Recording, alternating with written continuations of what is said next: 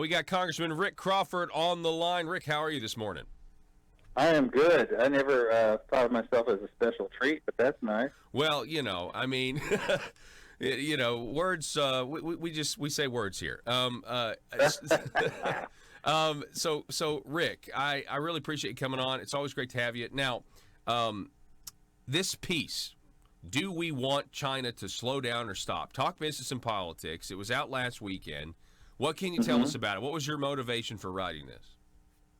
Well, there's so much talk about China, and we've heard them talk about we want to make investments in this country and that country. We see that they, their goals with things like their Huawei 5G.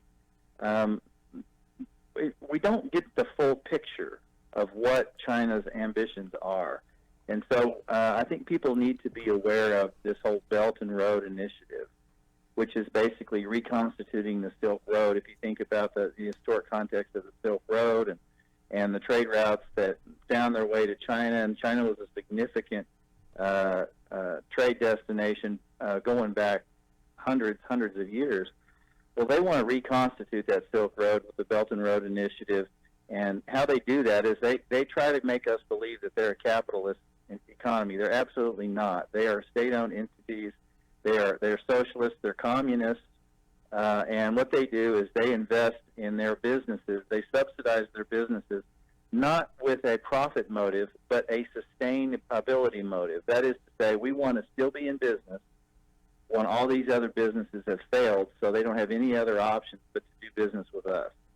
So that's why they engage in such aggressive intellectual property theft and forced technology transfers as a condition of doing business in China. So we've had American businesses that go over, make the investment in factories and so on to make, we'll say, a widget. Okay, so they've got all the proprietary information at their disposal as a condition of doing business there. Yes, you can come in here, you can avail yourself of our labor market, but we're going to require that you give us your injection molds or whatever proprietary devices or technology you have, and then not before too long, they'll go down the street, open up a factory of their own, and produce exactly the same thing, essentially a counterfeit product, and put that on the market. That's just one example of the kind of aggressive economic behavior they engage in, to say nothing of the fact that as under WTO rules, they're still being considered, given the consideration as a developing economy. When you can spend the billions of dollars that they spend outside of their own economy, for example, funding a military base, a port in Djibouti, Africa. When you can do that, when you can go to other countries and promise them 5G service, and in exchange what you're doing is trying to access the rare earth minerals to help pursue your economic goals, you're not a developing economy. You have arrived. So you need to drop this sham of being a developing economy and start to play in the real world, which means that you have a different set of rules because, developed economies like the United States and Europe and others, they don't get that same consideration. I mean, that's just one thing, but then all tied up in this is their march toward military supremacy. What they want to be is not only the supreme economy in the world, but also the supreme military. They are poised to deploy 2 carrier groups by, I believe, 2025. That's never happened before. It's not in their wheelhouse to be an expeditionary force, and certainly not to be able to deploy global capacity, global range carrier groups. But they're on course to do that, and how they're doing that is by exploiting the economy globally. And I'm seeing some good signs around the world in countries that are waking up to this, saying, you know what, this sounds good, but we're just going to pass on this. We think long-term maybe we need to align with the United States or other nations that are not trying to take advantage of us. I'll give you an example of one nation that was grossly taken advantage of. They went to Costa Rica. The Chinese went to Costa Rica, and they pressured them to expel their Taiwanese diplomats. And Costa Ricans are like, well, we don't necessarily need to expel the Taiwanese diplomatic corps. They said, well, if you do, we'll build a soccer stadium for you. Well, I guess Costa Rica needed a soccer stadium more than they needed any kind of Taiwanese relationship, and they expelled them. As a result, they got a soccer stadium. It's that kind of belligerent deal making that is a problem around the world. It's not as though I don't like Chinese people. That's not it at all. I'm not against Chinese people. I'm against the Chinese government and the belligerent stance that they're taking economically and militarily. Yeah. And I think, and I want to thank you for, first of all, using your official, position, or using the. I mean, the fact is, when a U.S. congressman, speaks, people listen, and this is a big issue, and I'm really glad that you're speaking out against, like you said, the Chinese government, and calling these companies, in some cases, they're Chinese entities, and this idea is that they are communists. We forget that, and. There does seem to be, for example, I read Peter Schweitzer's book, and that book talks about how, the Chinese can actually get around, campaign finance laws or I would even say bribery laws by employing the children of powerful politicians. And that's incredible to me. Well, here's an example. There's a couple of things that they can do legally.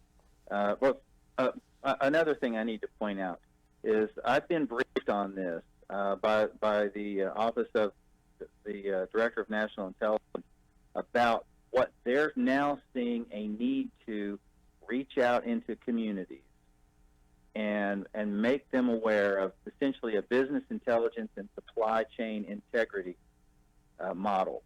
And this is all based on two things. One of them is the Confucius Institute, which places Chinese students in academic institutions across the country.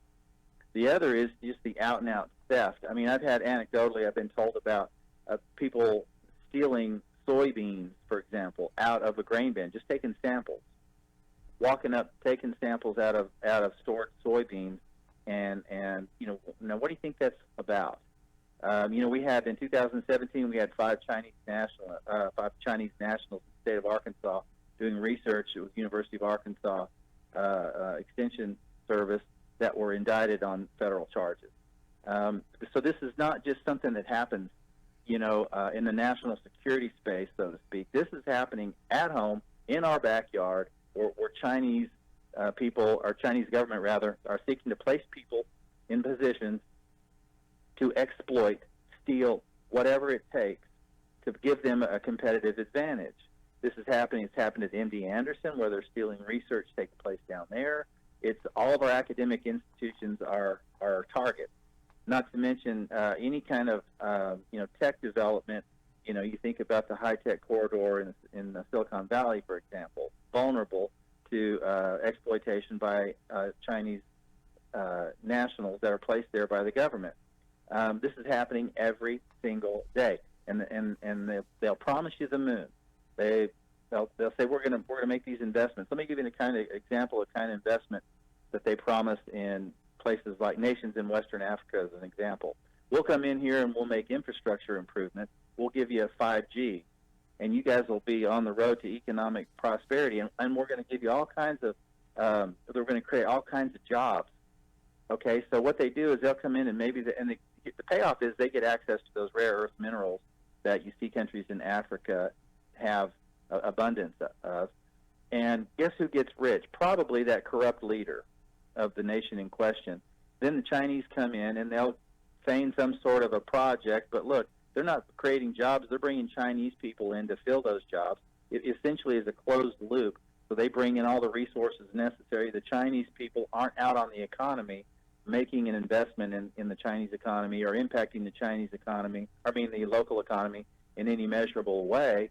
And so all this is just a sham. What they want is the rare earth minerals, and they make them a deal, and then it turns out to not be such a good deal after all. And so there are nations in South America, for example, that are having this presented. This is our backyard.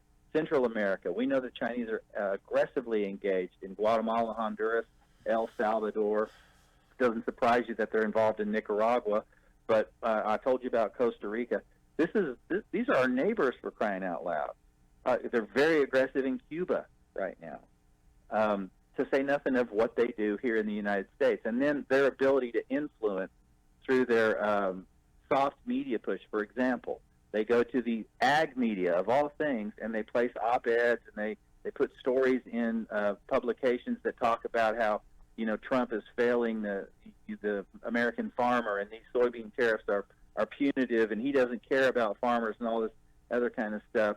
And that is that's their media influence campaign that they're engaged in. These are not people who are interested in any kind of beneficial relationship, mutually beneficial relationship between us and them.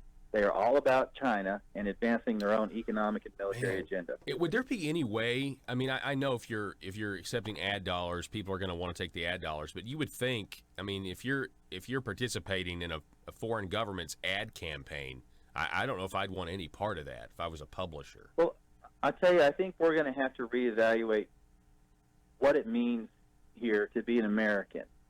So whether you like Donald Trump or not, I think you have to recognize that what he has done is to sort of start this conversation about, is it okay for us to put America first? And maybe you don't like that idea of us from a global perspective to put America first. But at the very least, we need to put America first here in America. Doesn't that make sense? So to your point, do we really want to take advertising dollars from a country that is seeking to undermine our economy, which ultimately tees up their ability to threaten us militarily? So that's not just around the globe. That's at home. They're doing that here in our home. And we can't turn a blind eye to that. And so when we have all these Chinese companies, or the Chinese government, because there are no Chinese companies, they are state-owned enterprises. They are agents of the Chinese government, for lack of a better term. They come in and they promise economic development. That sounds good, and it particularly sounds good to a region or a district like mine, the Delta region, that really needs a shot in the arm with regard to economic development. So people get all charged up about the idea that, oh, awesome, we're going to have a factory or a plant in a place that really needs an infusion of jobs and economic advancement. And that sounds really good, but I'm going to tell you it's a Trojan horse is what it is. And we need to be very, very careful about welcoming these people, this Chinese government plan to threaten the U.S. economy, not only globally, and try to diminish us in the global community, but to come in and actively engage here in our own country in a way that we're kind of victimized to some degree. I don't like playing the victim, and I'm not going to. I know what we need to do here, and we need to just sort of, cowboy up on this thing and say, hey, we're not going to have it. If you don't like the way we do business in the global community, that's one thing. But you're not coming into our house and dictate the terms here. Mm-hmm. We're talking with Congressman Rick Crawford. He wrote this great op-ed over at Talk Business and Politics last week, and you guys should check it out. Do we want China to slow down or stop? Obviously, we want them to stop. There does seem to be some other developments on this trade war with China. Particularly, I've read several articles, Congressman, that have to do with Donald Trump being open to the idea of wanting the value of the dollar to decrease because of some of the currency manipulating activities that China is engaged in. Do you know anything about this, and how far do you think that would actually go, that idea? Well, I think in general, you don't want a weak dollar, but you don't want an overly valued dollar. What I think you should strive for is equilibrium in the global market that gives you buying power, gives the United States consumer buying power, some level of equilibrium. At the same time, make our products more attractive because they're not overly expensive. And so things being pegged to the dollar, the dollar is the reserve world currency, that's important. And so this is why we have to make sure that our economy, this is what makes the difference between our economy, a market-based economy, and a non-market economy like China, in that ours is undergirded fundamentally, and we don't want to mess that up, like with this notion of quantitative easing, where what that means is we're basically printing more money. That sort of cheapens our currency, and we don't want to do that. On the other hand, we don't want to have our dollar so highly valued that we're not an attractive marketplace.